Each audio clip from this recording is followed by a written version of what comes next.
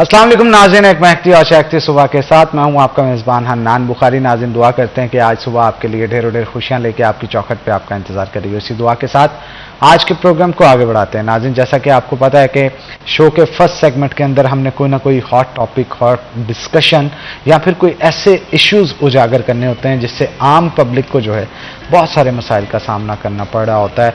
और हमारी कोशिश होती है कि उस आवाज़ को इसलिए भी उठाया जाता है, बाज़ ये आवाज़ जो है हकाम वाला तक पहुँचा के आवाम को जो है वो हमने उनके मसाइल को हल करना होता है। तो आज ख़ास तौर पे हम फैसलाबाद कोर्ट्स के हवाले से गुफ्तगू करेंगे, क्योंकि जैसा कि आपको पता है कि दिन ब दिन जो चोरी चकारी, डकैतियाँ, वारदातें और बहुत सारे जुराइम में इजाफा जो है वो होता दिखाई दे रहा है। वहाँ पे केसेस भी बढ़ रहे हैं, तो केसेस का अल्टीमेटली बोझ जो जाता है वो जजेस के ऊपर जाता है। तो हम डिस्कस करेंगे आज कि आया जितने केसेस शहर फैसलाबाद की आबादी के हैं, गलबन कहा जाता है 80 लाख से भी ज़्यादा आबादी हो चुकी है शहर फैसलाबाद की, और अगर इतनी आबादी है तो इतनी आबादी के केसेस जो हैं उनको हल करने के लिए ख़ास तौर पे उतने जजेस मौजूद हैं।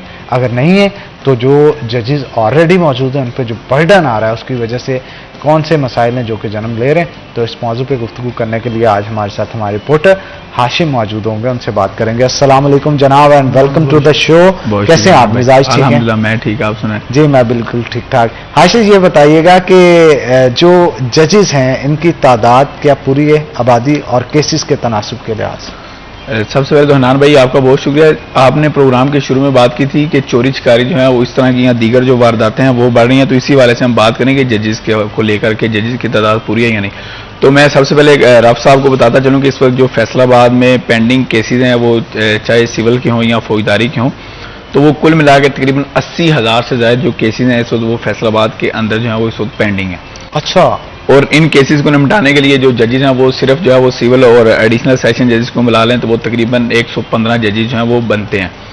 और अगर ज़्यादा, क्योंकि अक्सर जब वकला से बात होती है तो उनका यही कहना है कि कम अज़ कम जो है वो फैसलाबाद के अंदर, क्योंकि 25 जो है वो इस वक्त हैं एडिशनल सेशन जजेस, तो कम अज़ कम 45 जो जजेस हैं या 50 जो जजेस हैं वो एडिशनल और होने चाहिए, और 100 से 150 जो सिविल केसेस के मुतलका जजेस हैं वो होने चाहिए। इसमें बेसिकली होता ही है क्योंकि जब भी कोई मुकदमा आना है तो वो आगे जो चोरी चकारी गई हैं जिसे हम अमूमन फौजदारी के कहते हैं, जिसमें कत्ल है या दीगर डकैती है, चोरी है या दीगर मुख्तलिफ जो जुराइम है वो इसमें शामिल हैं, तो इस तरह के मुकदमात के फैसले जो हैं वो तो होने चाहिए जल्दी। लेकिन ऐसे मुकदमात को सुनने के लिए सिर्फ फैसलाबाद में 25 जज हैं।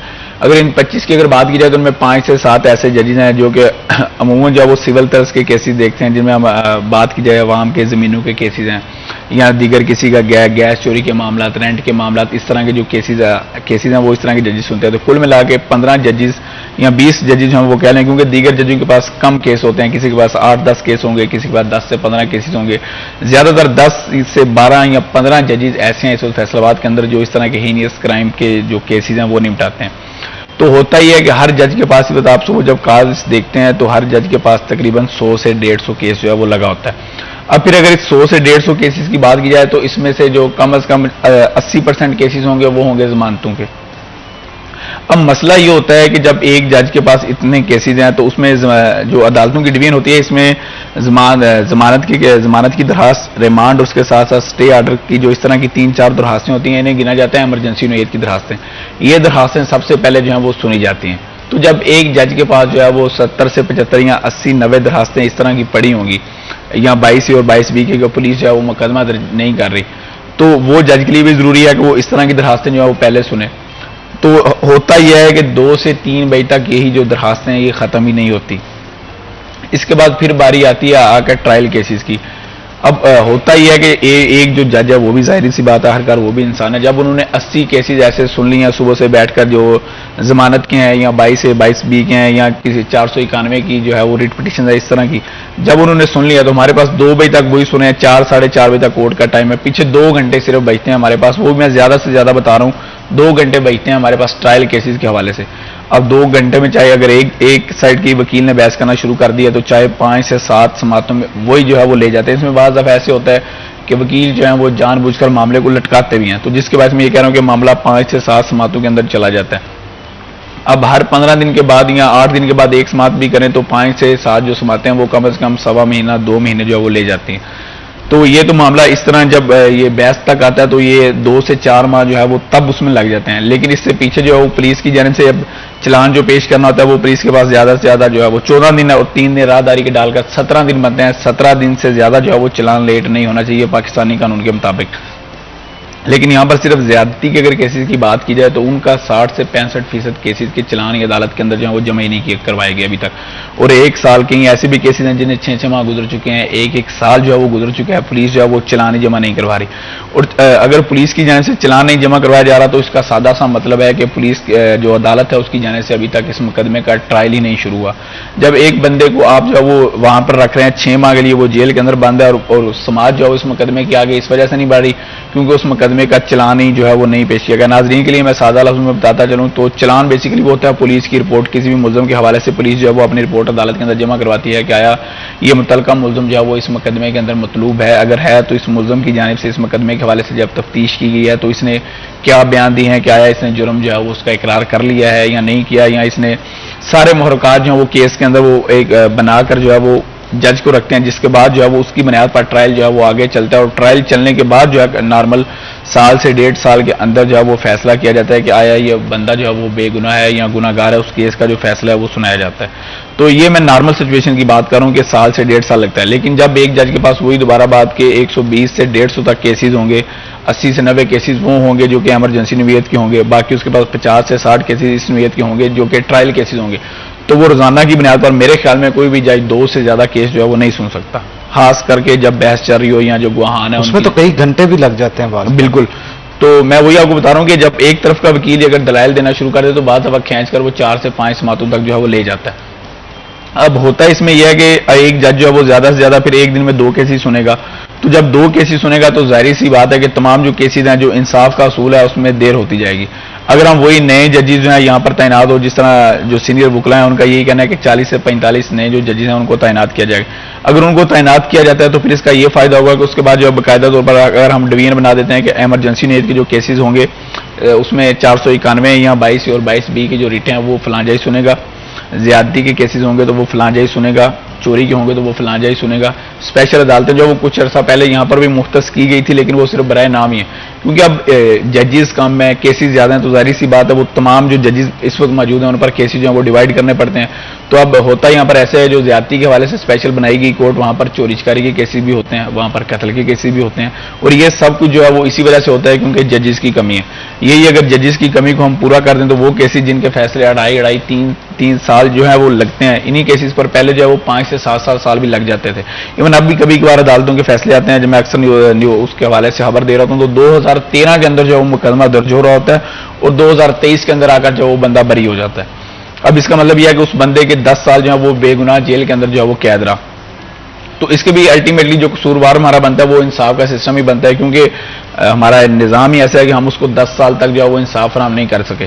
तो ये हम आसानी से कह लेते हैं कि जजेस की जानिब से इंसाफ जो है वो फराम नहीं किया जा रहा, लेकिन दूसरी जानिब उनकी भी हमें मजबूरियां देखनी पड़ती हैं, उनके वसाइल जो है हमें वो भी देखना पड़ते हैं। इसी तरह अगर दूसरे सिविल की बात की जाए तो ये जजेस से जो सिक्योरिटीज ले ली गई है, ये पहले तो पुलिस वाले उनके साथ होते थे, मेरा ख्याल गालबन अब सिक्योरिटी भी ले ली गई है, इज दैट ट्रू? ऐसा है?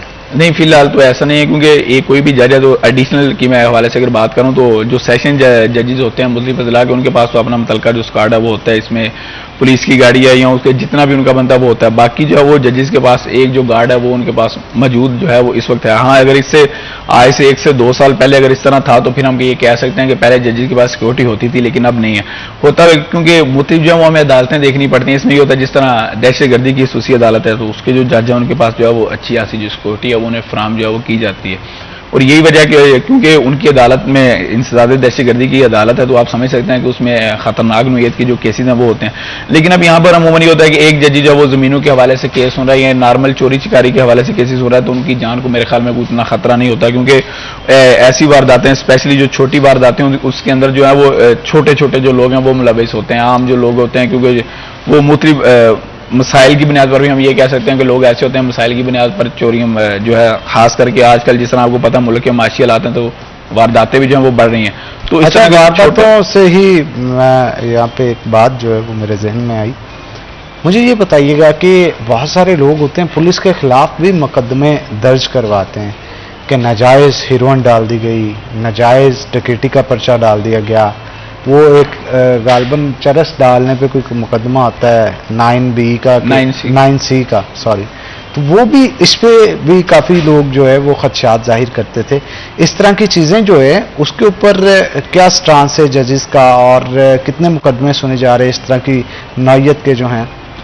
इसमें बेसिकली वो फिर माजरत के साथ नान भाई यही कहना पड़ता है कि हमारा जो निज़ाम है वो निज़ाम बदलने की जरूरत है। वो इस तरह, क्योंकि अदालत के अंदर जो अगर पुलिस की जानिब से किसी किस्म का कोई तावन नहीं किया जा रहा, वो तावन इस तरह हो सकता है कि आपकी मोटरसाइकिल चोरी हुई है, पुलिस मुकदमा नहीं दर्ज कर रही है, पुलिस आपको जानबूझकर जो वो तंग कर रही है। क्योंकि हमारे माशरे में ये भी होता है कि पुलिस की जानिब से जानबूझकर हरासा किया जाता है, या पुलिस जो है वो नाजायज़ तौर पर गिरफ्तार करती है, तो उसके लिए भी बैलफ मौजूद है। तो रोजाना की बुनियाद पर, क्योंकि सेशन जज की अदालत में मैं अक्सर देख रहा हूँ, तो 3 से 4 केसेस ऐसे आ जाते हैं सामने जो कि अदालतें जो हैं वो बंदे बरामद करवाती हैं। हमारे यहाँ होता ही है कि अमूमन जो है लोग जब जाते हैं अदालत के अंदर, तो अदालत जो है वो इस पर फैसला देती है कि जो दूसरा फरीक है उसको सुना जाए। तो उसके लिए स्पेशल अदालतों के अंदर जो है वो एक FIR सेल जो है वो कुछ अर्सा कबल जो है वो 3 से 4 साल पहले बनाया गया था, और उसका काम ही यही था कि फॉर एग्जाम्पल मैंने जो है वो एप्लीकेशन दिया जी कि फलां थाने का SHO जो है वो मुझे जानबूझकर तंग कर रहा है, या मेरे साथ ये मसला हुआ है, तो उसकी जानिब से मुकदमा जो है वो दर्ज नहीं किया गया। तो अदालत जो भी उस हवाले से आर्डर देती थी, वो मुतलका जो है वो FIR सेल के पास जाता था, और FIR सेल जो है वो मुतलका अपने पुलिस हुकाम को भेजता था कि भाई अदालत ने ये फैसला दिया है, या फलां पुलिस एहलकार के खिलाफ मुकदमा दर्ज करो, या जो फलां अफसर है इसके खिलाफ जो है वो कार्रवाई की जाए, या शो का नोटिस जो है वो जारी किएगा। लेकिन अब जो है वो कुछ अर्सा हो गया, तकरीबन 6 माह से ज्यादा का अर्सा हो गया, FIR सेल भी जो है वो भी लोगों को कहता है कि अच्छा जी पुलिस ने जो है वो दे दिया है, अदालत की जानिब से मुकदमे का आर्डर आ गया, अब अगर ये मैंने आगे चीज पहुंचानी है तो उसके लिए भी मुझे जो है वो रकम मुहैया की जाए। अगर आप उसको रकम नहीं देते, सिर्फ अपने आर्डर के लिए जो कि एक जज की जानिब से, एडिशनल जज की जानिब से या सेशन जज की जानिब से दिया गया, तो उसके लिए भी आपको रकम जो है वो देना पड़ती है, क्योंकि पुलिस जो है वहां पर काम ही नहीं करती। क्योंकि अदालतें तब काम कर सकती हैं जब पुलिस उनके साथ पूरा पूरा तावन करेगी। इवन मैंने खुद यहाँ पर ऐसा भी देखा है कि जो पुलिस एहलकार अदालत के साथ जो है वो तावन नहीं करते, या जो अफसरान तफ्तीशी अफसर जो है वो जल्द तफ्तीश मुकम्मल नहीं करते, या केस का रिकॉर्ड अदालत के अंदर पेश नहीं करवाते, तो अदालत की जानिब से उनको शोगात नोटिस जो है वो जारी किए जाते हैं। और अगर फिर भी वो अपनी जो भी मसाइल थे, फॉर एग्जाम्पल अगर किसी ने रिपोर्ट जमा दोबारा नहीं करवाई शोगात नोटिस के बावजूद भी, तो अदालतें जो है वो बाज़ दफ़ा उनकी तनख्वाहें भी जो है वो बंद कर देती हैं। लेकिन मसला फिर ये होता है कि जब एक जज ने ये आर्डर दे दिया तनख्वाह बंद करनी है, उसके मुतलका जो ब्रांच है वहां पर चला गया, तो इवन पुलिस वाले हंस के बता रहे हैं कि हमें कोई मसला नहीं, हमने वहां पर 500 दे के अपनी तनख्वाह जो है वो दोबारा से बहाल करवा लेनी। अब जज का काम है आर्डर देना। जज जो है इस हवाले से आर्डर देते हैं, और रोजाना की बुनियाद पर मैं जिस तरह आपको बताया कि 3 से 4 केसेज जो है वो अमूमन मैं रोजाना की बुनियाद पर देख रहा हूँ, जो ये आते हैं कि साइलिन जो है वो अदालत के अंदर गए, उन्होंने बताया जी कि हमारा जो मुलजम जो हमारा बंदा था वो पकड़ा गया, क्योंकि बेसिकली जो वर्सा है वो इस हवाले से रिट पिटीशन दायर करते हैं, बैलफ जिसको हम सादा लफ्ज़ों में कहते हैं, कि हमारा ये बंदा है पुलिस की जानिब से नाजायज जो है वो गिरफ्तार किया गया। तो अदालत जो है वो आर्डर देती है, फिर बंदे बरामद भी होते हैं, और उनमें से तकरीबन बैलफ केसेस के 80% बंदे जो हैं वो यहाँ पर अदालतें जो है उनको रिहा कर देती हैं, सिर्फ इस बुनियाद पर कि पुलिस की जानिब से नाजायज गिरफ्तार किया गया। और वहाँ पर जो मुतलका अदालत है वो आर्डर भी देती है। और मैं गुज़िश्ता दिनों का आपको एक वाक़या बताता चलूँ, यहाँ पर समुद्री के अंदर एक अफसोसनाक वाक़या पेश आया था कि 2 लोग जो हैं वो अपनी पेशी भुगत कर अदालत से बाहर निकल रहे थे, तो उनको जो है वो कत्ल कर दिया गया। तो बाद में यहाँ पर अदालत की जानिब से एक मुलजम को उम्र कैद की सजा सुनाई गई, दूसरे को कत्ल जो है वो सजा मौत सुनाई गई। तो वहाँ पर अदालत की जानिब से इंसदाद दहशतगर्दी की अदालत की मैं बात करूँ, तो वहाँ पर अदालत की जानिब से तफ्तीशी अफसर को भी जो है वो वहाँ सजा सुनाई गई, शो का नोटिस जारी किया गया, और साथ जो मुतलका उसके सीनियर अफसरान थे उसको बाकायदा तौर पर लिखा भी गया कि इस बंदे की जानिब से जो तफ्तीश है वो इस मुकदमे की नाकस की गई है, जिसके बाद इसके खिलाफ जो है वो कार्रवाई की जाए। तो इस तरह के इकदाम जो है वो सारी अदालतें करती हैं, लेकिन उस पर इंप्लीमेंट जो है वो पुलिस वालों नहीं करवाना होता। फॉर एग्जाम्पल अगर किसी पुलिस एहलकार के खिलाफ पर्चे का आर्डर दिया, तो वो पर्चा तो जाहिर सी बात है पुलिस एहलकारों ने उस पर दर्ज करना है, लेकिन पकड़ना भी फिर उन्होंने तो नहीं करते। इवन मैंने खुद देखा है कि यहाँ पर बाद दफा अदालतें अगर किसी अफसर को तलब करती है, तो नैब कोर्ट जो खुद एक पुलिस एहलकार होता है, तो वो अफसरान को फोन करके बता देता है कि आज जज साहब का मूड फ्रेश नहीं लग रहा, शायद वो आपको गिरफ्तार करवा देंगे, आपको इंसल्ट करें, तो अच्छा यही है कि आप ना आए। इवन इस तरह के काम जो है वो अदालतों में किए जाते हैं, लेकिन अदालतें जो हैं वो उनकी जानिब से फैसले आ रहे हैं, लेकिन इंप्लीमेंटेशन जो है वो बाज़ दफ़ा हो भी जाती है, बाज़ दफ़ा नहीं भी होती। इवन मैंने खुद अफसोस के साथ कहना पड़ता है कि अदालत एक आर्डर देती है, तो फिर उस आर्डर पर अमल दरामद नहीं होता। तो मैंने अक्सर जो है वो रोजाना की बिना पर आपको 5 से 10 ऐसी दरखास्तें जो है वो मिल जाएंगी कि जज साहब आपने ये पर्चे का आर्डर दिया था, पुलिस जो है वो अपने फलां पेटी भाई के खिलाफ जो पर्चा दर्ज नहीं कर रही। बिल्कुल, हम इस पर मजीद गुफ्तगू करेंगे, लेकिन एक छोटी सी ब्रेक के बाद दोबारा हाजिर होंगे। आपने कहीं नहीं जाना, हमारे साथ हैं।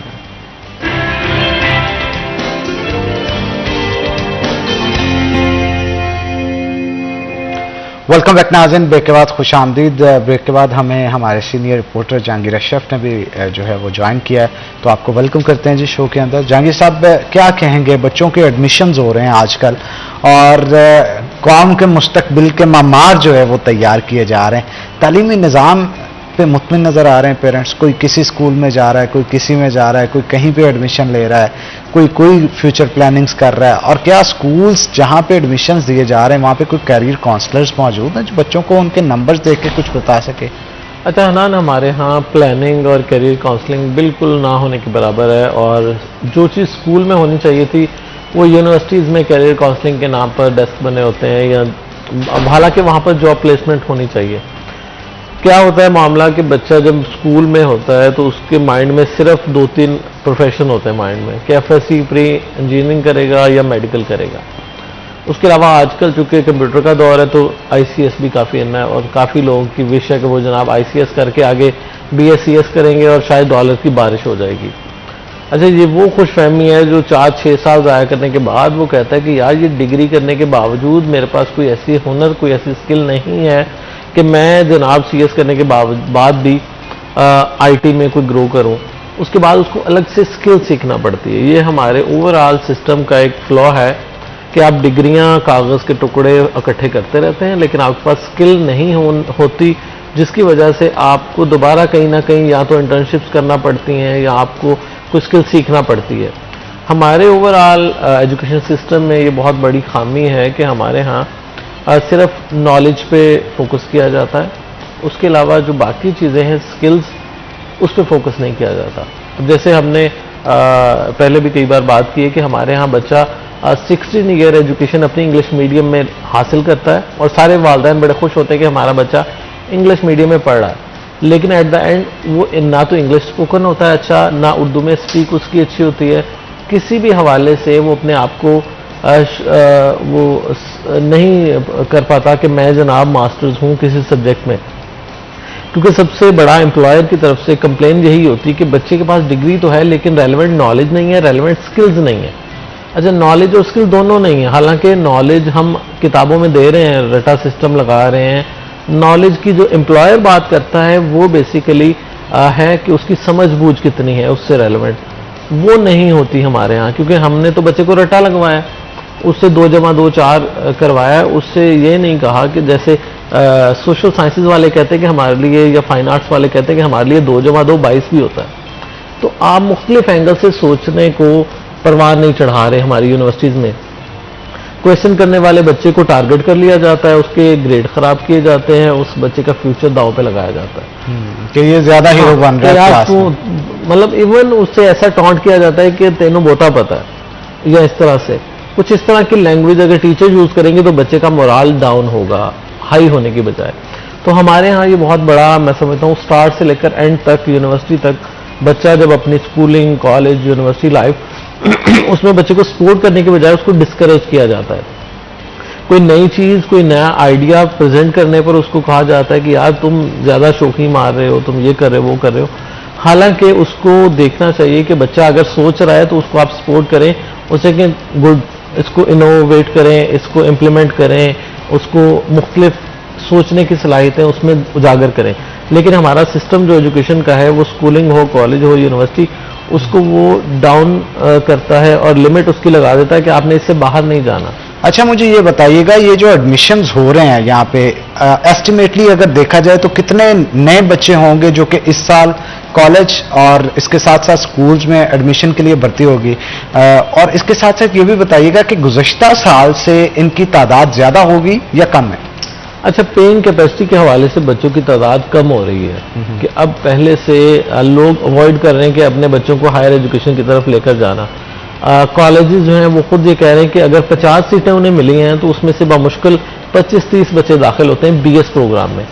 अच्छा, रीज़न ये है कि गवर्नमेंट यूनिवर्सिटीज़ में तादाद महदूद होती है, उनके पास 50 सीटें हैं अगर हर डिसिप्लिन में, तो इवनिंग में करके 100 सीटें हो जाएंगी, उससे ज़्यादा वो दाखिले नहीं कर सकते।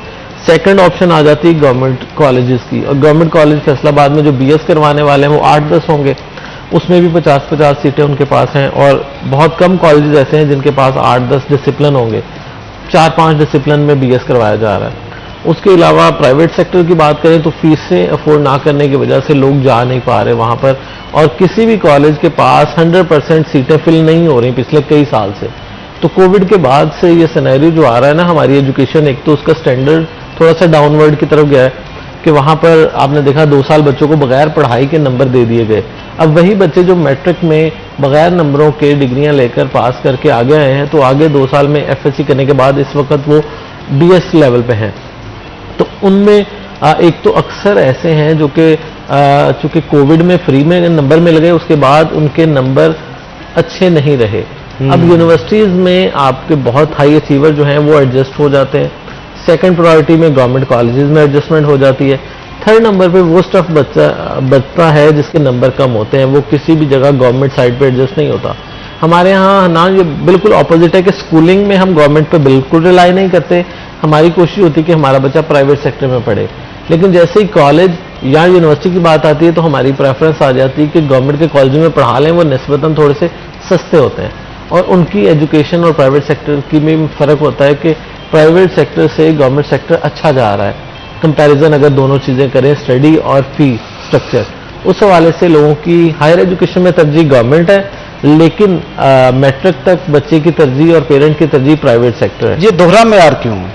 आपको नहीं लगता है इसके ऊपर कोटा होना चाहिए? जो स्कूल गवर्नमेंट में पढ़ा हो उसकी फीस कम होनी चाहिए बनिस्बत उसकी जो प्राइवेट। बड़ा आइडियल सिचुएशन हो सकती है कि गवर्नमेंट वाले को प्रेफरेंस मिले गवर्नमेंट यूनिवर्सिटीज में, लेकिन अलमिया यह है कि हमारे यहाँ जो सिलेक्शन होती है वो मार्क्स सिस्टम पे होती है। गवर्नमेंट के बच्चे के मार्क्स उतने अच्छे नहीं आते, प्राइवेट सेक्टर वाले बच्चे के मार्क्स जो हैं वो ज्यादा अच्छे दिलवा देते हैं। वो इसलिए दिलवा देते हैं कि मैट्रिक तक हमारा जो बच्चा गवर्नमेंट में पढ़ रहा है उसको टेस्ट सेशन का मौका नहीं मिलता। हमारे गवर्नमेंट टीचर्स तो चाहते हैं कि सिर्फ हम सिलेबस कवर करवा दें, यही काफ़ी है। उसकी प्रैक्टिस नहीं करवाई जाती, रिवीजन नहीं करवाई जाती, उससे टेस्ट सेशन नहीं लिए जाते, और बच्चे की प्रैक्टिस नहीं होगी तो वो बैठेगा जाके एग्जाम में तो परफॉर्म अच्छा नहीं कर पाएगा, जिसकी वजह से उसका रिजल्ट जो है वो बिलो जाता है और वो यूनिवर्सिटीज़ में अपनी जगह नहीं बना पाता। बिल्कुल ठीक कहा आपने। तो मुझे ये बताइएगा, इसी गुफ्तगू से याद आया, क्या कुछ ऐसे स्टूडेंट्स भी होते हैं जो केसेस की मद में वहाँ पे आते हैं और जेलों में जाने की वजह से डिग्रियां खराब कर लेते हैं? बहुत सारे नान, स्पेशली ये पिछले कुछ माह से ऐसे इंसिडेंट हुए जिनमें हमें ये देखने में मिला कि जो मुख्तलिफ स्टूडेंट्स हैं मुख्तलिफ कॉलेज के, तो वो वहाँ पर जो जेल के अंदर कैद हैं। लेकिन मैं जब से वो माज़े के साथ कहना पड़ता है, जब से ये टिकटॉक का रवाज आम हुआ है, तो अमूमन मैं सुबह जब 8 बजे जाता हूँ तो मैं देख रहा होता हूँ कि 10 से 15 जो लोग हैं वो आ रहे होते हैं। जी किस काम के लिए आए? जी कचहरी में, जी हमारा वो दोस्त जो है वो यहाँ पर किसी मुकदमे के अंदर जो है वो गिरफ्तार है। तो आगे क्या कर रहे होते हैं, एक बंदा जो वो दोस्त को मिल रहा है या दोस्त के साथ चलते जा रहे हैं और टिकटॉक जो है वो बना रहे हैं, लेकिन हम ना वहाँ पर बैठ कर काफी यानी मुजरम भी जुर्म में फखर महसूस कर रहा है, और जो उसको मिलना है होना तो ये चाहिए कि हम इवन जो है कोई बंदा अगर इस तरह के उसको किसी अल्लाह ना करे कि अदालतों या कचहरियों के अंदर उसको जाना पड़े तो शर्मिंदगी महसूस की जाती है, क्योंकि हम जब किसी बंदे को देख रहे होते हैं तो हमें पता चल रहा होता है कि यहाँ ये बंदा खुद मुल्जिम है, यहाँ किसी मुल्जिम को जो है वो मिलने आ रहा है। लेकिन जब से वो ये रिवाज है, तो मैं आपको बता रहा हूँ, स्टूडेंट आते हैं, बैग जो है वो कचहरियों के बाहर रखते हैं, यूनिफॉर्म उन्होंने डाला होता है, जाते हैं, वीडियो बनाते हैं, वीडियो बनाने के बाद दोस्त को मिलकर जो है वो वापस चले जाते हैं। और कुछ मैंने ऐसे देखा, जिस तरह फैसलाबाद के अंदर एक ये गुज़िश्ता दिनों का भी वो इस हवाले से तैयब भाई जो हमारे क्राइम रिपोर्टर उन्होंने खबर भी चलाई कि वो बिल्कुल छोटे छोटे 3-4 बच्चे थे, तो वो एक जगह से मोबाइल चोरी करने के बाद जो है वो उनको जब गिरफ्तार किया गया तो पता चला जी कि वो ऐसी मुख्तलिफ जो वारदातें हैं उनके अंदर जो है वो मुलविस हो रहे हैं। इसकी एक वजह तो ये है कि सबसे पहले कि लोगों के पास जो माशी मसाइल है ना, वो इसमें तकरीबन जो है वो मेरे ख्याल में बच्चों को ना पढ़ाने की सबसे बड़ी वजह जो है वो यही है। होता ये है कि अमूमन जो है वो वालिद जो है या जो वालिद इतना कमाता नहीं है, जो कोई बड़ा भाई है वो भी, कोई यहाँ कुछ लोग ऐसे भी होते हैं जिनका कोई बड़ा भाई नहीं होता, मतलब उनकी फीस देने वाला सिर्फ एक वाहिद बंदा जो वालिद होता है। अगर वो खुदा नास्ता बीमार हो जाता है या उसके पास काम नहीं होता तो बच्चे जो है वो काम छोड़ देते हैं, और जब काम छोड़ने के बाद वो इस तरह गलियों बाजारों में जाएंगे। अब जिस तरह के अभी मैंने आपको बताया कि बच्चे यहाँ पर सुबह स्पेशली जो है वो कचहरियों के अंदर आ रहे हैं टिकटॉक बनाने, तो आप देख सकते हैं कि उन्होंने कल को अगर उनके पास मुश्किल वक्त आएगा तो अभी जिस तरह वो जुर्म जो अगर एक मुजरिम को मिलने आ रहे हैं या मुल्ज़िम को मिलने आ रहे हैं तो खुदा नास्ता कल को वो भी यही करेंगे। तो माज़े के साथ कहना पड़ता है कि इसमें भी जिम्मेदार जो है वो हमारा जो निज़ाम है वही होता है। इवन बाज़ दफ़ा मुझे ऐसा भी देखने में मिला, स्पेशली इस तरह के जो ख़वातीन जो कि मुख्तलिफ केसेस के अंदर गिरफ्तार की जाती हैं, तो यकीन करें नान भाई, छोटे छोटे 3 से 4 साल 5 से 6 साल तक के भी जो उनके बच्चे होते हैं वो भी उनके साथ जो है वो होते हैं। तो उस वक्त हम बैठ के यही इंसान सोचता है कि यार ये जो 5 से 6 साल का बच्चा अगर इसने 2 से 3 साल जेल के अंदर गुजार देने हैं तो कल को इसने जो है वो क्या सीखना है, उसकी डिग्री ज़ाया होना तो बात की बात है, उसके अंदर डिग्री लेने का या पढ़ने का कंसेप्ट ही नहीं होगा। बिल्कुल, हम इस पे मजीद गुफ्तगू करेंगे, लेकिन एक छोटी सी ब्रेक के बाद दोबारा हाजिर होते हैं। आपने कहीं नहीं जाना, हमारे साथ हैं।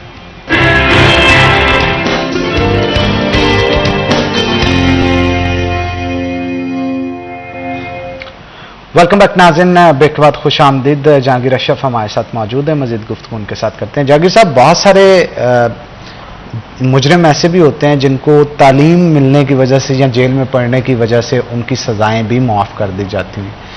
तो ऐसे इनिशिएटिव जहां पे जेलों में लिए जा रहे हैं कि उनकी सजाएं माफ़ की जा रही हैं, कोई आम शहरियों के लिए जो ज़्यादा अच्छा पड़ता है, स्कॉलरशिप्स का उन्हें कहा तो जाता है लेकिन मिलती नहीं है उनको स्कॉलरशिप्स, बहुत सारे लोगों को। और आपको भी पता है सिफारिश कल्चर यहाँ पे बहुत आम है, तो आप नहीं समझते इसके ऊपर भी कोई काम होना चाहिए?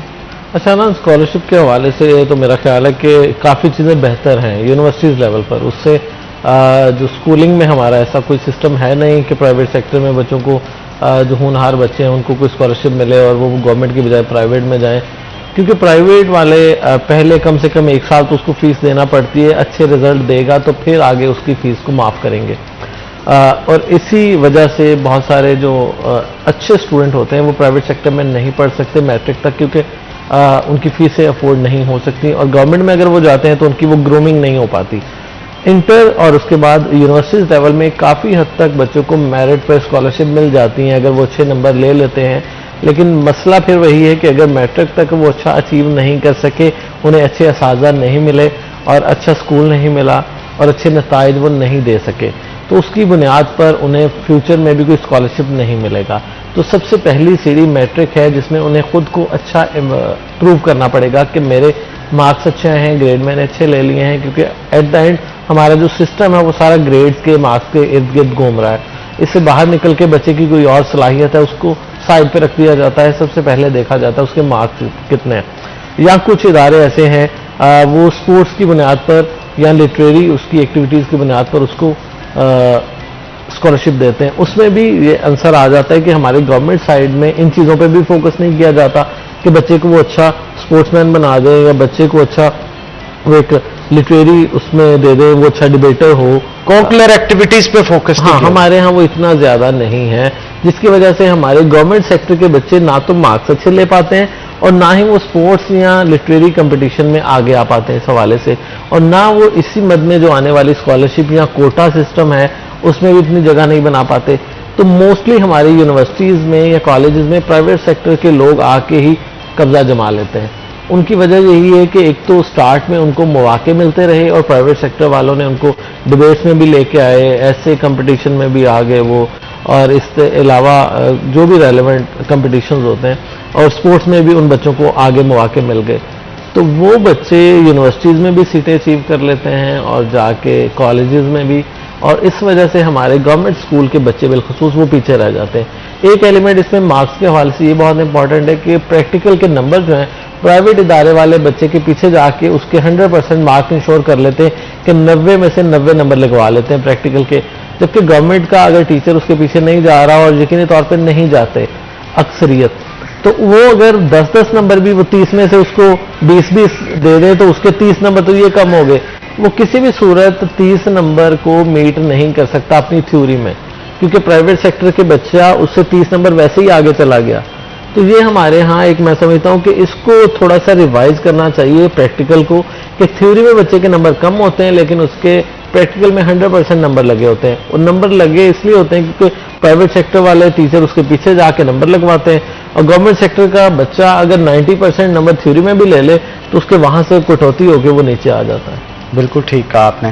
तो हाशिम, मुझे ये बताइएगा कि मंशियात के केसेस कितने हैं हमारे जो कोर्ट्स हैं इसमें, और क्या क्या सजाएं दी जा रही हैं और कितनी सजाएं दे चुकी हैं हमारी अदालतें अब तक? इस वक्त अगर हनान जिस तरह मैंने आपको बताया था, ओवरऑल अगर केसेस की हम बात करें तो तकरीबन 80,000 केसेस हैं। तो उनमें से जो फौजदारी के 20 से 25,000 केसेस हैं। तो क्योंकि ये जो मंशियात का आता है तो ये भी जो है वो फौजदारी केसेस से मुतल्लिका जो जजेस हैं तो वही सुनते हैं। तो ये तकरीबन जो है इनमें से 20,000 में से कम 12,000 जो होंगे वो आपके मंशियात के केसेस होंगे। अब आगे जाकर होता ही है कि इसमें मंशियात की भी आगे जो है वो डिवीजन कर दी जाती है, जिसमें अमूमन जो है वो 9B और 9C। 9B उस वक्त इस्तेमाल की जाती है जबकि अगर किसी के पास कोई भी मंशियात है, अगर वो 1000 ग्राम से जो है वो कम बरामद हुई है या 1 किलो से वो कम है तो हम उसको 9B में ले आएंगे। अगर इससे जायद पे जाएंगे तो वो 9C में जो है वो उसको काउंट किया जाएगा।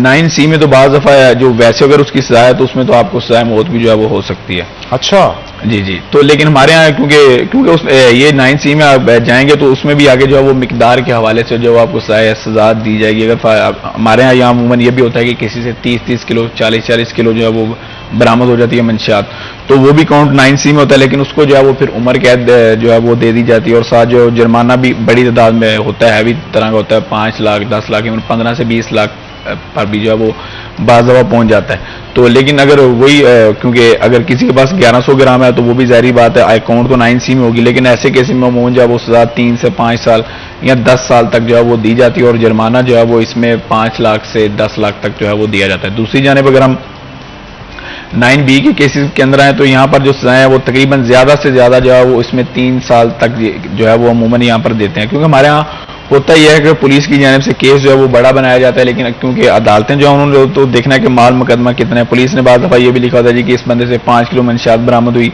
3 किलो जो है वो फलां मंशियात थी, ये जो बंदा है ये फरोख्त भी करता है, मंशियात का कारोबार भी करता है। लेकिन अदालत ने जब फैसला देना है तो उसने ये देखना है कि माल मुकदमा जो है वो कितना था, अदालत जो पुलिस की जानिब से अदालत के अंदर पेश किया गया वो कितनी मंशियात थी, क्योंकि वही जो है वो पुलिस के पास प्रूफ था और उसी बुनियाद पर जो है वो पुलिस अदालत जो है वो उसकी जानिब से सजा जो है वो सुनाएगी। हमारे यहाँ होता है सबसे बड़ा पुलिस की जो वजूहात हैं वो यही है कि कोई भी आप 9C या 9B की मंशियात की आप उठा के देख लेंगे, उसने पुलिस ने लिखा होगा कि ये बंदा जो है ये मंशियात का कारोबार भी करता है। ठीक है, तो होता हमारे यहाँ इस तरह ये है कि जब भी मंशियात बरामद की जाती है तो पुलिस की जानिब से ज्यादा लिखी जाती है ताकि इस बंदे को कुछ ना कुछ जो है वो सजा हो जाए। लेकिन जब वही मामला अदालतों में जाता है तो अदालत के पास जब अदालत के सामने FIR में आपने लिखी हो कि हमने 2600 ग्राम जो है वो बरामद की थी, अदालत में आप जाएं तो आप वहां पर रखें सामने सिर्फ 600 ग्राम रखें, तो अदालत जो है वो 9B में आएगा तो अदालत जो है वो उसी हवाले से सजा देगी। लेकिन दूसरी जानिब हमारे यहाँ अमूमन होता भी यही है, फिर मादे के साथ वो जिस तरह मैं बात कर रहा था आपको चलान के हवाले से, पुलिस जो है वो मुकदमों का चलान जमा नहीं करवाती, तो यहाँ पर होता ही है मुल्ज़िम जो है वो 2 साल बाद 3 साल बाद जब उस मुकदमे का फैसला आता है तो फॉर एग्जाम्पल अगर उस बंदे को सजा हो भी गई तो इतनी सजा तो जो है वो पहले जेल में काट चुका है, तो मजबूरन जो है वो अदालत की जानिब से भी और रूल्स के मुताबिक भी उस बंदे को छोड़ना पड़ता है, क्योंकि जितनी उसको सजा हुई थी उतनी जो है वो उससे जायद जो है वो मुद्दत जेल के अंदर पहले ही गुजार चुका है और उसकी नाअहली जो है वो उसका नाअहली का जिम्मेदार जो वो सिर्फ और सिर्फ पुलिस है। अगर पुलिस की जानिब से बर वक्त जो चलान है वो अदालत के अंदर पेश करवाया जाए, तमाम जो मुतलका रिपोर्ट्स अदालत मांगती है, प्रूफ मांगती है, वो अदालत के अंदर दे, 5 से 6 माह के अंदर मुकदमे का फैसला हो, जिसकी उस बंदे को सजा हो वो उतनी भुगत कर बाहर आ जाए। लेकिन पुलिस के मुतलका जो जिस तरह आपको मैंने बताया ज़्यादा से ज़्यादा 17 दिन के अंदर चलान जमा ना करवाने की वजह से, गैर ज़रूरी तहीर करने की वजह से 3 से 4 साल बाद ऐसे केसेस का फैसला आता है और 3 से 4 साल अमूमन सजा होती है और बंदा जो बरी होकर बाहर आ जाता है जब अदालत पुलिस की तरफ से अगर कोई किसी को टॉर्चर किया जाता है, इस तरह के केसेस के ऊपर क्या सजाएं दी जाती हैं अदालत की तरफ से? उसमें मैं हनान भाई जिस तरह पहले मैंने आपको एक जिक्र किया था बैलफ का, तो अमूमन जो है इस तरह के काम पुलिस तब भी करती है, क्योंकि जब एक बंदे की पुलिस ने गिरफ्तारी डाली है फिर पुलिस उस बंदे को मारेगी नहीं, या अगर मारेगी भी तो इस तरह नहीं मारेगी कि जो है वो पकड़ा जा सके, लेकिन मारा ऐसे ही जाता है। तो लेकिन उसमें ये होता है कि जब एक बंदे की पुलिस ने गिरफ्तारी डाली है हनान भाई, तो वो बंदा जो है वो रिकॉर्ड पर आ गया कि ये बंदा जो है वो पुलिस के पास है, तो जब एक बंदा पुलिस के पास आ गया तो पुलिस एहलकार भी फिर जिम्मेदारी उनकी होती है और अगर उसको कोई नुकसान पहुंचता है तो फिर वो लेकिन वो होता है। आप दोनों का बहुत शुक्रिया आज के शो में आने के लिए। यहाँ पे नाज़रीन छोटा सा ब्रेक के बाद दोबारा हाजिर होंगे, आपने कहीं नहीं जाना, हमारे साथ रहना है।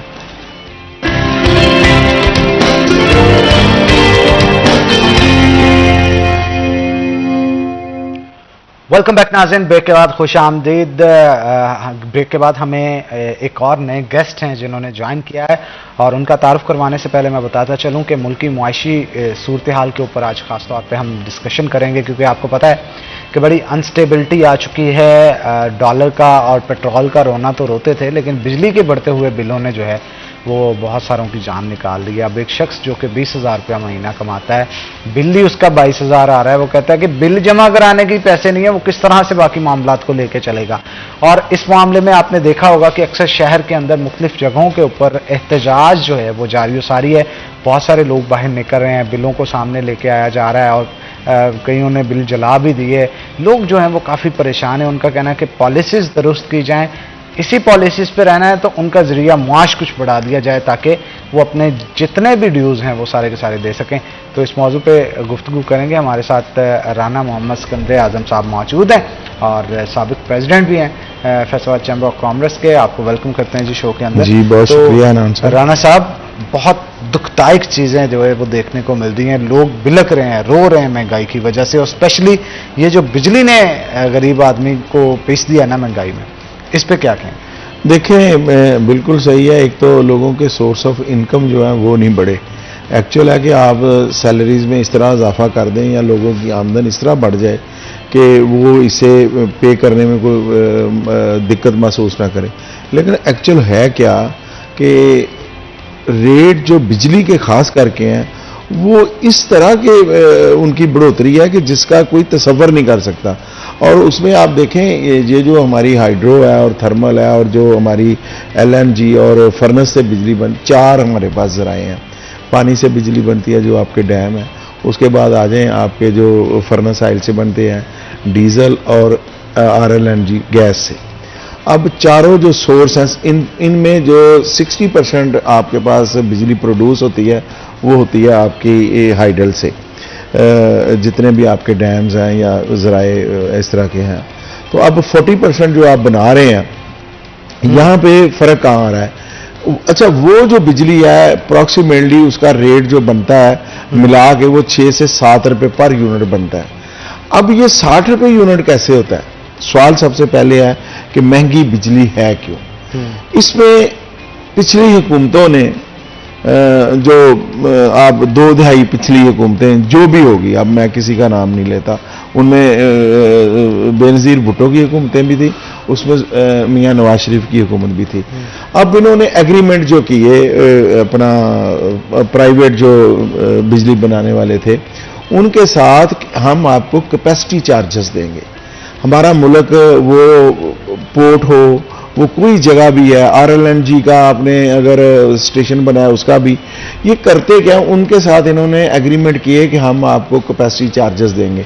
मसलन एक 300 मेगावाट का बिजली घर लगाया किसी ने, अब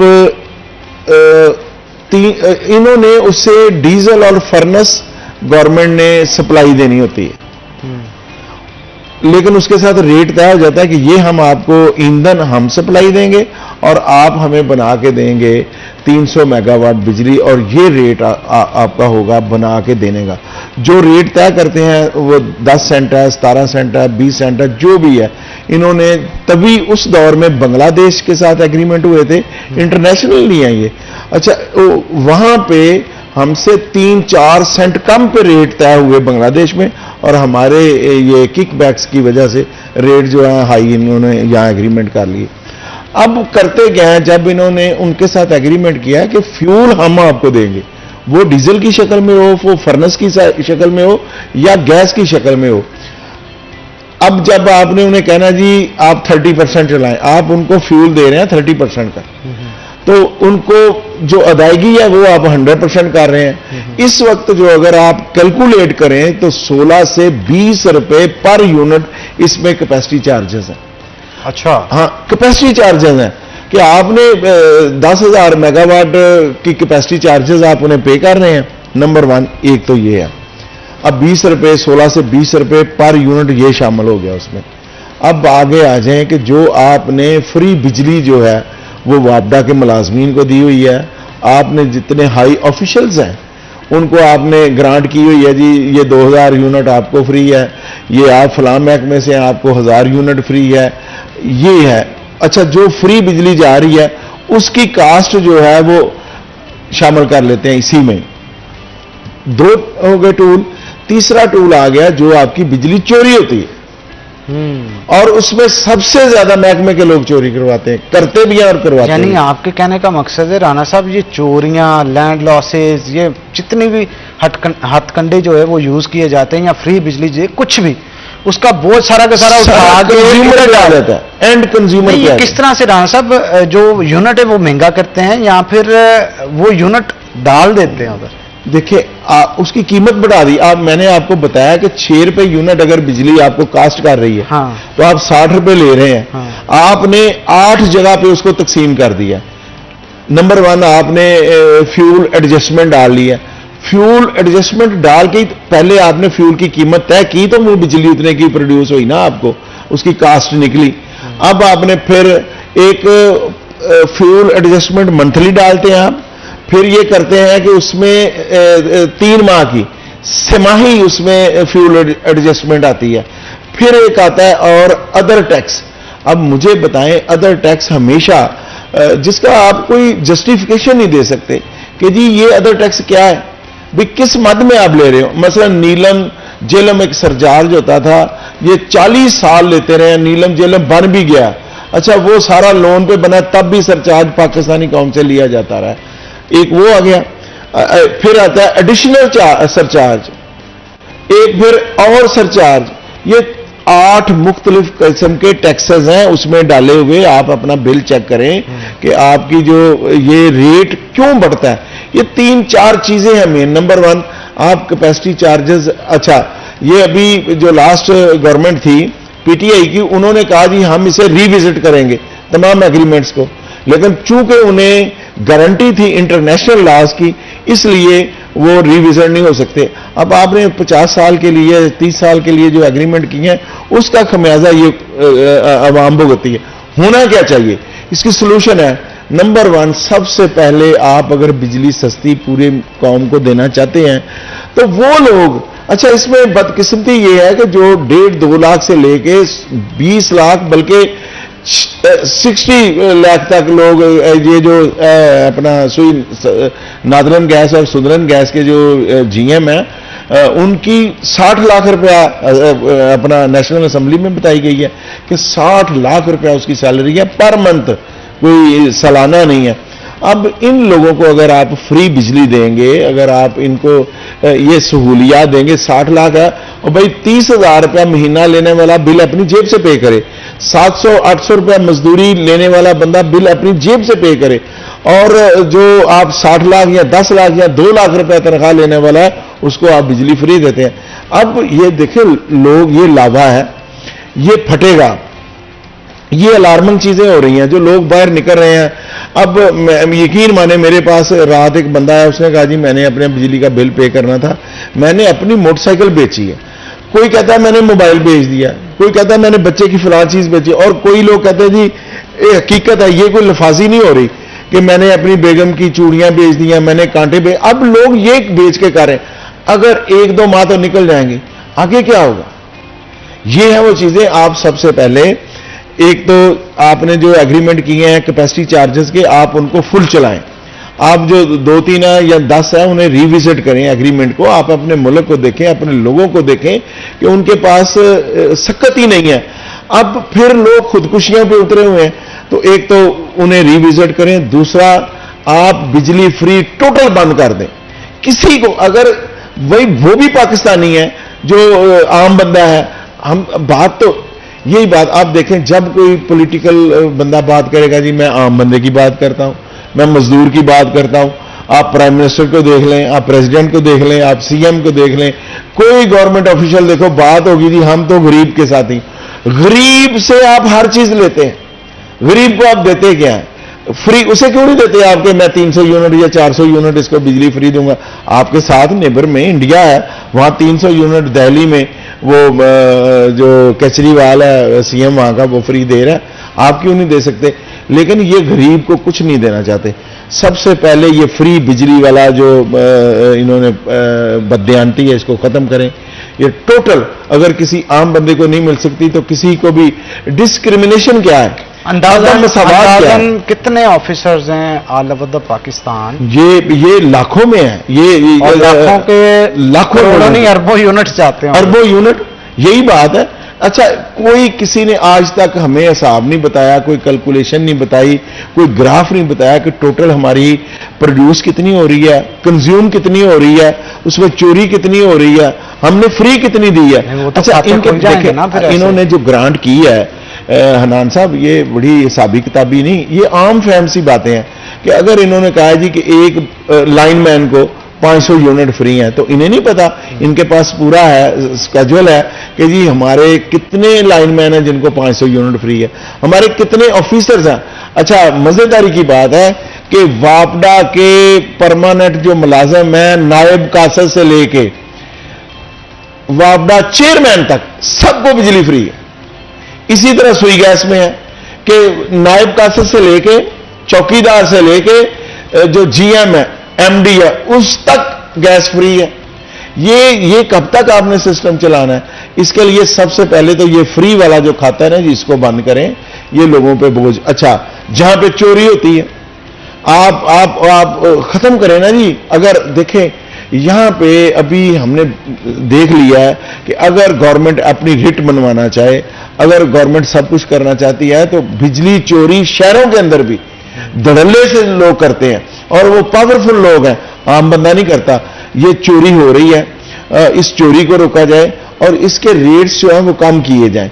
और गरीब आदमी को मैं इससे कहूंगा कि अगर 200-300 यूनिट वाला है, जिसके पास एक पंखा और एक बल्ब है और इससे ज्यादा उसके पास कुछ भी नहीं है, एक एक कमरे में लोग रहते हैं, उनको 300 यूनिट तक बिजली फ्री देनी चाहिए। अच्छा, ये दे सकते हैं किस तरह? गवर्नमेंट गरीब, मैं बताता हूं। नो, आप देखें कि 600-700 अरब रुपया बेनजीर इनकम सपोर्ट BSI पे प्रोग्राम में ये दे देते हैं। वो किसी को 3000, किसी को 12000, और उसमें बड़ी करप्शन है। आप सीधी कैलकुलेट करें कि वो वापडा को आप पास ऑन कर दें। सबसे पहले ये बिजली 20 रुपए यूनिट पे आ जाएगी टोटल, आपकी इंडस्ट्री की भी और आपके जितने आम डोमेस्टिक लोग, इनको भी फ्री मिलेगी। आप सबसे पहले चोरी, ये कैपेसिटी चार्जेस वो खत्म कैसे करनी है राव साहब? जब घर का भित्ती लंका डाय वाला सीन हो, तो वो फिर आप खुद समझदार हैं, कैसे पॉसिबल है? हनान साहब, अभी जो पाकिस्तान में कुछ वाकयात ऐसे हुए हैं जिन्हें, जो मैं कहना चाह रहा हूं, सारी अवाम भी सुन रही है, समझ रही है कि जब गवर्नमेंट अपनी रिट मनवाना चाहती है तो फिर वो मनवा ही लेती है। अगर आप चाहते हैं इतनी देर के लिए, देखिए ये नहीं है, आपके पास ताकत है, गवर्नमेंट के पास ताकत होती है, ये ताकत से हर काम करवा सकती है। लेकिन मैंने पहले कहा, गरीब आदमी चोरी नहीं करता, गरीब नहीं चोरी करता, ताकतवर चोरी करता है, क्योंकि उसे पता होता है कि मुझे पकड़ना। हाँ, तो ताकतवर ये खुद है, ये माफिया से बैठे हुए हैं, ये माफिया से ये काम ही नहीं करने देते। अच्छा, ये आप अगर इनका आप एक और चीज एनालिसिस कर लें, या आप कोई रिपोर्ट बना लें कि यार ये जो बिजली घर हैं ये किन किन लोगों के हैं। अच्छा, इन्हीं लोगों की फ्लोर मिल्स होंगी, इन्हीं लोगों के ये अपना बिजली घर होंगे, इन्हीं के पास तमाम सोर्स पे ये लोग बैठे हुए हैं, और ये 50-60 खानदान है अब जिन्होंने पूरे निजाम को कैप्चर किया हुआ है। लेकिन बात हम कर रहे थे कि गरीब को हमने किस तरह बचाना है, या बिजली के जो हाजिर बिल हैं ये महंगे क्यों हैं। मैंने आपको बताया कि 3-4 चीजें हैं, जब तक इन्हें ये एड्रेस नहीं करेंगे और इन चीजों को रोकेंगे नहीं, तो ये बिजली इससे भी महंगी होगी। लेकिन इससे मुल्क में एक अफरा तफरी आएगी, मुल्क का जो आपका देखें, जब ये गरीब उठेंगे ना, कोई भी जब ये इस तरह की वायलेंस होता है, तो उसमें आप देखें कि फिर तफरीक नहीं रहती, ना मेरी, ना आपकी, ना किसी और की। फिर वो लोग इस तरह, और वो ये भी नहीं देखते कि हमारे सामने कौन आ गया। तो उस वक्त मैं समझता हूं कि बात से बचना चाहिए। अब गरीब को कितना दीवार से लगाना है। अब देखें कि इतना जुल्म सहने के बावजूद भी लोग बाहर नहीं निकल रहे, तो ये एक दिन आएगा, ये निकल पड़ेंगे। जब निकलेंगे फिर ये कंट्रोल नहीं होंगे। तो इसलिए बड़ा जरूरी है कि ये जो अजाफी अखराजात हैं, और सबसे बड़ा जो है इसमें यही है कि ये फ्री वाली बिजली, इसको आप लाखों अरबों यूनिट जो आप इनको फ्री देते हैं उसे खत्म करें। ये 20 रुपए यूनिट हो, इकोनॉमिकली सब लोग जो है वो इसे यूज करें, बिल भी पे करते हैं, अच्छे पे मास्टर हैं। हमारा फैसलाबाद ही लगा लें, यहाँ पाकिस्तान में नंबर 1 यहाँ पे अपना इसकी रिकवरी है बिलों की। तो ये सारी चीजें इसलिए हैं कि हमने अब 75 सालों के बाद हमने तरक्की की तरफ जाना है, कि हमने इन चीजों पे बैठे रहना है। अब इसमें मजीद गुफ्तगू करेंगे राव साहब, छोटी सी ब्रेक ले लेते हैं नाज़रीन जहाँ पे, तो ब्रेक के बाद दोबारा हाजिर होते हैं। आपने कहीं नहीं जाना, हमारे साथ हैं।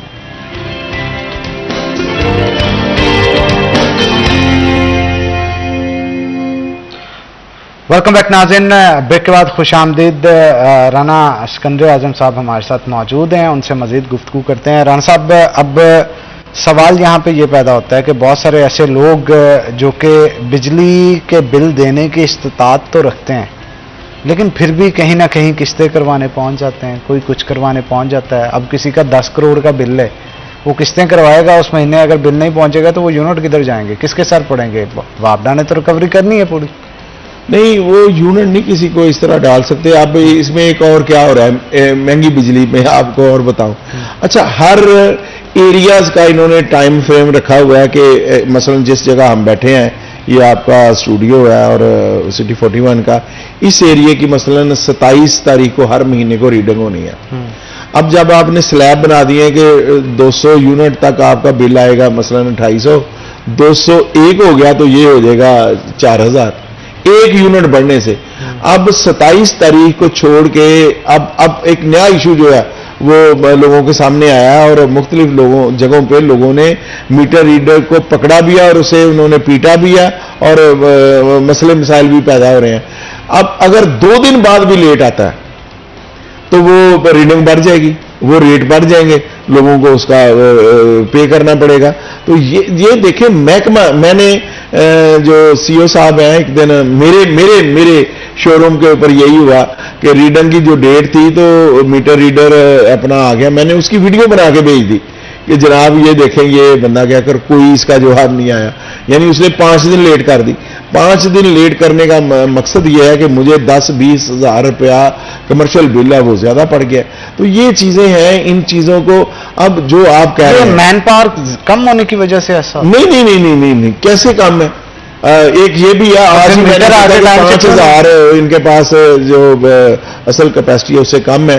अब आप ये तो सारे महकमों में चल रहा है कि जहां पे जरूरियात है, आप हॉस्पिटल चल रहे हैं, अगर 100 लोगों की वहां पे स्ट्रेंथ है तो एक्चुअल जो है वो 60 लोगों से काम लिया जा रहा है। तो ये हमारे ये भी समझ नहीं आती कि ये इसीलिए कि अच्छा खर्चे उसी तरह, इनके सब कुछ उसी तरह, लेकिन मैन पावर अच्छा बड़े लेवल पे नहीं कम कहां पे? जहां पे आपका लोअर स्टाफ है, फील्ड स्टाफ है, वहां पे इन्होंने ये नई रिक्रूटमेंट नहीं कर रहे, अपॉइंटमेंट्स हो, लोगों को रोजगार भी मिले।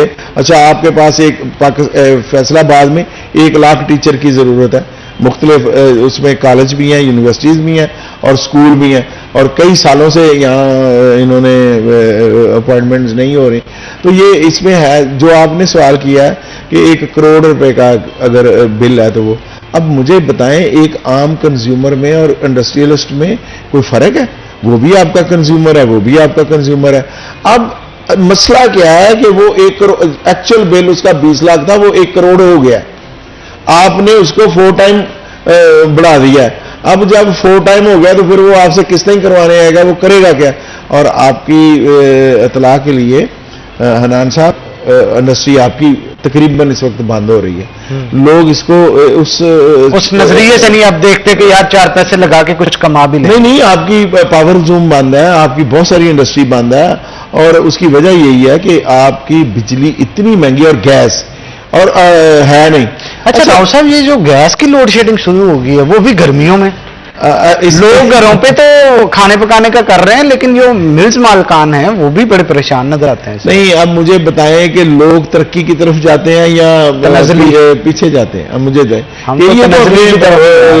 जब गैस नहीं थी, एक्सप्लोर नहीं हुई थी, उस जमाने में ले गए हैं कि 24 घंटे गैस मिलती थी, इन्होंने कर दिया अब 8 घंटे मिलती है, सुबह 6 से 9, दोपहर 12 से 2 और रात को फिर 6 से 9। अच्छा, कितने लोग हैं जिनको ये सहूलत हासिल है कि वो सिलेंडर ले सकें? आपकी जी एलपीजी है वो बहुत महंगी है।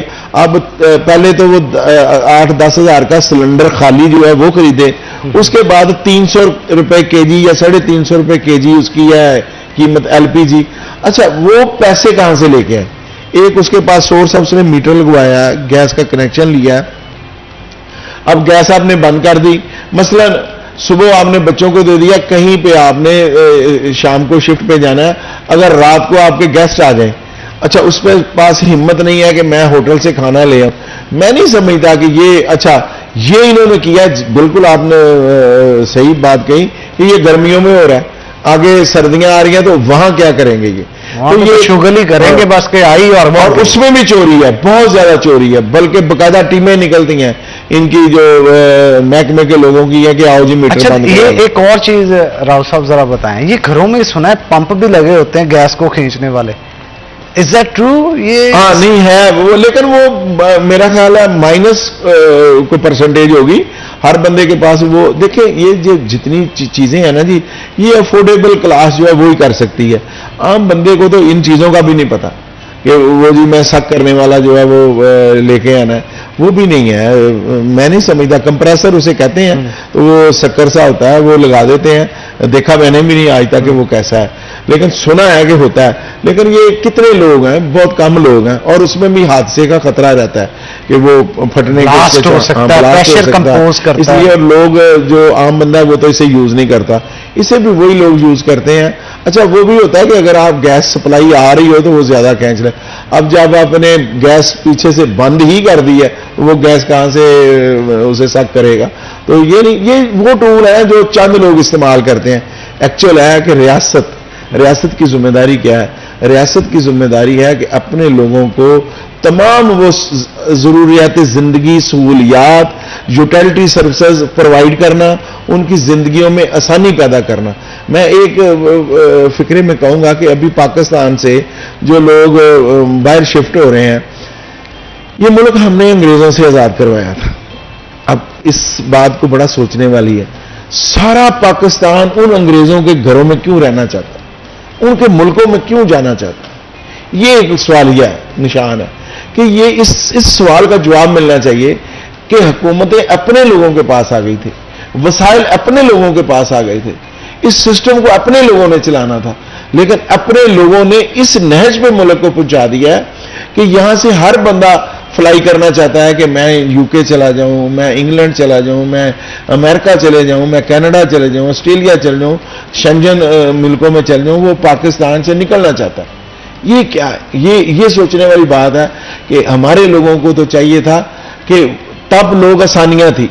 47 से पहले आप देखें ना जी, मुल्क तो बना था इसलिए कि हमें यहां आज़ादी होगी, मुल्क तो बना था इसलिए कि यहां हम ज्यादा आज़ादी से और ज्यादा वसाइल जो है हम पे खर्च होंगे। लेकिन हमारे वसाइल पे काबिज कौन लोग हैं? हमारे वसाइल कहां चले गए? दुनिया में कोई चीज, कोई प्रोडक्ट ले लें आप, वो गंदम ले लें, आप चावल ले लें, आप कपास ले लें, आप गन्ना ले लें, और इसके अलावा आप मादनियात में आ जाए, मिनरल्स में, तो हम पहले 10 मुल्कों में हमारा नाम है। लेकिन इसके बावजूद ये गुर्बत, ये तंगी, ये परेशानी, ये फिर क्यों मुकद्दर बना हुआ है? ये वजह सोचने वाली है। अब यहां से लोग, ये हमारे नेबर में 2-3 कंट्रीज हैं, चाइना को छोड़ दें, चाइना तरक्की में अब अमेरिका का मुकाबला कर रहा है, उससे हमारा मुकाबला नहीं। हमारे से 1 साल बाद आजाद होने वाला मुल्क कहां पहुंच गया? इंडिया कल चांद पे भी उसका वो खलाई स्टेशन उतर गया। अब हमें सोचना चाहिए कि हम कहां पे खड़े। इंडिया है, श्रीलंका है, अपना बांग्लादेश है, मालदीव है।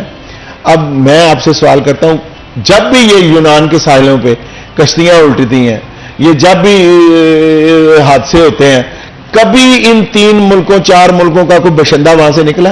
80% पाकिस्तानी नौजवान मरते हैं। क्यों? अगर इस मुल्क में इंडस्ट्री लगाई जाती, अगर इस मुल्क में इंडस्ट्री को तरक्की दी जाती, अगर इंडस्ट्रियलाइजेशन यहां पे होती, तो ये लोग बाहर क्यों जाते? क्या वजह है? यहां पे आपने उनके लिए कुछ रखा ही नहीं है। दुनिया में सबसे ज्यादा अफरादी कुव्वत हमारे पास है। इस अफरादी कुव्वत को हमने, अच्छा ये आपके जो नेवटेक और टेप्टा के अदारे हैं, यकीन माने कि इन स्किल भी किसी के पास नहीं है। जो जाते हैं यहाँ यूनान में या इटली में, स्पेन वगैरह में, ये सारे बंदे वहां जाके ये कद्दू, ये करेले, ये काश्तकारी करते हैं, सारे अंगूरों की बेल, सारा दिन वो कटाए। आप देखें सोशल मीडिया पे हर चीज सामने आती है कि ये लोग करते क्या है जाके? मजदूरियां इनके मुकद्दर में ये है। इंडियन जो है वो पढ़ा लिखा, वो सॉफ्टवेयर इंजीनियर होता है, वो बॉस होता है, तो हमारा बंदा जो है वो नायब कासद होता है। हम इस पर मजीद गुफ्तगू करेंगे, लेकिन एक छोटी सी ब्रेक के बाद दोबारा हाजिर होंगे। आपने कहीं नहीं जाना, हमारे साथ है ना।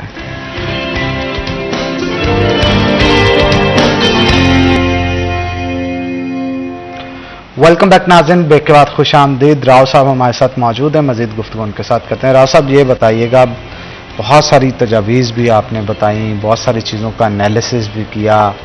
अब सवाल यहाँ पे ये पैदा होता है कि हर शख्स किसी भी पार्टी से ताल्लुक़ रखता हो, पहले जब अपोजिशन में होता है इसी तरह के 100 हल बता रहा होता है, गवर्नमेंट में जाता है तो हर चीज़ नाकाम हो जाती है। कौन सी अफराधी कुव्वत है जो कि उनको रोक रही होती है? कौन सी ऐसे कह लें कि चीज़ें होती हैं कि उनको IMF पे जाने पे मजबूर कर देती हैं? वो कौन से ऐसा सिस्टम होता है जिससे वो कहते हैं कि यार अब ये हमारे हाथ से काम जो है वो निकल गया है? पहले सारी चीज़ें वो बता रहे होते हैं, गवर्नमेंट पे तनकीद कर रहे होते हैं और बाद में वही चीज़ें करने से कासिर होते हैं, ऐसा क्यों? इनमें आप देखें कि ये सारे अपना ना रिपीट हुक्मरान, ये 4-4 बारियां लेने वाले सारे लोग हैं, वही करते हैं। आपने किसी ऐसी जमात को लोगों ने आज तक इंतखाब ही नहीं किया कि जिसमें देखें कि सबसे पहले कि उनके लीडर्स कैसे हैं, उनके लीडर्स का रहन सहन कैसा है, उनके लीडर्स का रिश्ता इस वतन के साथ है। अब यहाँ हमारे प्रॉब्लम ये है कि ये ऐसी चीज़ें नहीं है, ये पूरी आवाम को पता है। हमारा लीडर वो होना चाहिए जिसकी बाहर कोई जायदाद ना हो, जिसका बाहर कोई पैसा ना पड़ा। अगर उसके पाकिस्तान के अंदर ये सारी चीज़ें हैं तो उसे हुक्मरानी का हक होना चाहिए। आपका हालत ये है कि आपके तमाम हुक्मरान जो है उनकी दबाई में ये इन्वेस्टमेंट, अच्छा हम जो कर्जों के नीचे हैं, कर्जे किस तरह उतरेंगे? ये कोई ऐसी साइंस थोड़ी है कि जिसकी समझ नहीं आती। ये सीधा सीधा सवाल है, सीधा सीधा जवाब है। भाई हमारे जितने सोर्स हैं हम बाहर से बेच के अपने पाकिस्तान के लेके आ जाएं, और मैं समझता हूं कि कोई छोटे से छोटा ओहदा भी जो है उस बंदे को नहीं मिलना चाहिए जिसकी जायदाद बाहर वाले मुल्क में हो, जिसकी इन्वेस्टमेंट बाहर वाले मुल्क में हो। जरूरत हमें घर में है, तो इसलिए वहां जाके ना जी इन लोगों के जो मकासद हैं वो चेंज हो जाते हैं। मकसद है नहीं इस अवाम की खिदमत करने का, अगर इस मुल्क को उठाने का। ये इसके लिए हमें 75 साल चाहिए थे, 5 साल, 10 साल ज्यादा से ज्यादा। आप विजनरी हो, आपकी सोच हो। जितने मुल्कों ने तरक्की की है 10-15 साल में की है, उन्होंने 100 साल में नहीं की, बुनियाद बनी है वो, उन्होंने टेक ऑफ किया है। फिर तो ये हमें टेक ऑफ ये करने ही नहीं देते। जैसे पैसा मिलता है डंप करते हैं, बाहर ले जाते हैं। हर चीज तो बाहर है। आप करें ना जी कि जो गवर्नमेंट ऑफिशियल होगा उसका प्राइवेट इलाज नहीं होगा, आपके हॉस्पिटल सही हो जाएंगे, आपकी डिस्पेंसरियां सही हो जाएंगी। आप कर दें कि जो गवर्नमेंट ऑफिशियल वो सरकारी मुलाजम हो, वो ब्यूरोक्रेसी का हो, वो सियासतदान रूलर हो, उसका बच्चा सरकारी स्कूल में पढ़ेगा, आपके स्कूल ठीक हो जाएंगे। आपका हर अदारा ठीक हो सकता है। सबसे पहले आप उन्हें कहें कि आपका जीना मरना इस मुल्क के साथ होगा। जब तक हमने ये नहीं करना उस वक्त तक ये मुल्क सीधा नहीं होगा। हमारे ऊपर इस तरह तो अंग्रेज वायसराय करता था, वही सब कुछ है हमारे पास। वायसराय क्या था कि बरतानिया से एक हुक्मरान लॉर्ड बन के यहां आता था, उसे 2-3 साल मिलते थे, उसके नीचे पूरी ब्यूरोक्रेसी जो है वो अंग्रेजों की होती थी, और उसके बाद उनकी वो ट्रांसफर पोस्टिंग होती रहती थी कि वो बांग्लादेश से पाकिस्तान, पाकिस्तान से इंडिया, वहां से ब्राजील, ऐसे चले जाते थे। और उसके बाद वो अच्छा अंग्रेज ने जो इन कॉलोनीज में हुक्मरानी करके ब्यूरोक्रेट जाता था, उसको वहां वो फील्ड ड्यूटी नहीं देते थे कि इसका मिजाज बदल गया हुक्मरान है। तो यही हमारे हुक्मरान है। अवाम फैसला करें कि अब हमने उन लोगों को लेके आना है कि जो लोग इस वतन में रहते हैं, जिनका जीना मरना इस मुल्क के साथ है। ये मुल्क उठ जाएगा। कोई वसाइल की कमी नहीं है, किसी चीज की कमी नहीं है, सिर्फ नीयत ठीक होनी चाहिए और सही लोगों के पास इख्तियार होना चाहिए, ये मामला ठीक हो जाएगा। यहाँ बंदा साइकिल पे सवार आता है और 4 साल के बाद वो अरबों रुपए की प्रॉपर्टी बनाता है, अरबों रुपए की गाड़ियों में फिरता है, और हमारे लोगों के सामने जो लोग उसको उस वक्त भी जिंदाबाद कह रहे होते हैं, वो जब गाड़ी ले लेता है उसके बल्कि 4 नारे और ज्यादा लगाने। सोशल मीडिया पे ये नहीं पूछते, अनान साहब ये नहीं उससे सवाल करते कि ये तेरे पास साइकिल थी, तेरे पास मोटरसाइकिल थी, तेरे पास तो आल्टो थी, ये तो 10 करोड़ की गाड़ी कहां से लेके आया? हमें भी बता, वो जो तेरे पास जादूगरी आ गई है कि तूने कैसे बना लिया? फिर वोट उसको देते हैं। अच्छा शरीफ आदमी, ये उसको वोट नहीं देंगे, ये तो शरीफ है जी। दयानदार, ये तो दयानदार, जब मजाज कौम का ऐसा हो तो फिर ऐसे ही होना है। जब सोचते ही लोग ये हैं कि ऐसी बंदा हो चुनना हाँ जी। जड़ा थाने कचहरी साढ़े हाँ। नाल। अब वो थाने कचहरी का कल्चर ही आपने क्यों लाना भाई? आप पढ़े लिखे माशरे में पढ़े लिखे लोग जो है प्रोड्यूस करें, क्रिमिनल्स ना प्रोड्यूस करें, तो मेरा ख्याल है हम एक बेहतर माशरे की तरफ जा सकते हनान साहब, इसका जवाब भी मैं ये दूंगा कि 98% लोग, वो उनका सारी जिंदगी थाने में कभी आना जाना नहीं होता। 98% लोगों का, इसके बावजूद 98% लोग ना लड़ाई झगड़ा करते हैं, ना वो मनशियात फरोश है, ना वो नंबर बेचते हैं, ना कोई 2 नंबर काम करते हैं। इसके बावजूद उसकी सोच भी ये होती है कि मैंने उसको वोट देना है जिसके 10 गनमैन हो, 6 गाड़ियां उसकी हो। ये क्रोफर, ये चीजें, अच्छा उसका अपना रहन सहन गुर्बत का है, लेकिन वो पसंद करता है कि मेरा लीडर जो है, मेरा जो MNA MP है, वो 10 गाड़ियों के काफिले में आए। और फिर वो कहता है, ये मैं आपको बिल्कुल हकीकत बताता हूं, अगर वो गाड़ी पीछे खड़ी है, वो कहता है जी गाड़ी भी मेरे घर के अंदर सामने लेके आओ। जब हमने ये मेंटालिटी हमारी ये हो, तो फिर इसी तरह होगा। हमने इसको चेंज करना है। जब तक हम इसे चेंज नहीं करेंगे, अच्छा हमारे सामने जो आवाम के सामने करैक्टर बिल्डिंग करनी है, वो 4 लोग हैं। हमारा मजहबी लीडर, हमारा पॉलिटिकल लीडर, हमारा टीचर, हमारा उस्ताद और हमारा ब्यूरोक्रेसी। अब 4 पिलर हैं जिनको देख के लोगों ने करना है कि जी ये हमारे। अब जब ये लूट खचूट पे लग जाए, ये सरमाया इकट्ठा करने पे लग जाए, और इनका फिर बात यह है कि इतनी, मैं समझता हूं कि कहीं पे भी ये रुक नहीं रहे। तो जब ये रुकते नहीं है तो फिर उनको देखा देखी रेडी वाला भी बदयांती करता है, वो आपका प्लम्बर भी करता है, आपका इलेक्ट्रिशियन भी करता है। हमारा मजाज बन गया। इसलिए चूंकि अभी ये कोई ऐसी बात नहीं मैं करने लगा कि जो ज़बान ज़द आम नहीं। खकान अब्बासी ने टीवी प्रोग्राम में कहा कि अभी जो हमारे बिल पास हुए हैं, एक एक मेंबर ने 15 से 20 करोड़ रुपया रिश्वत ली है।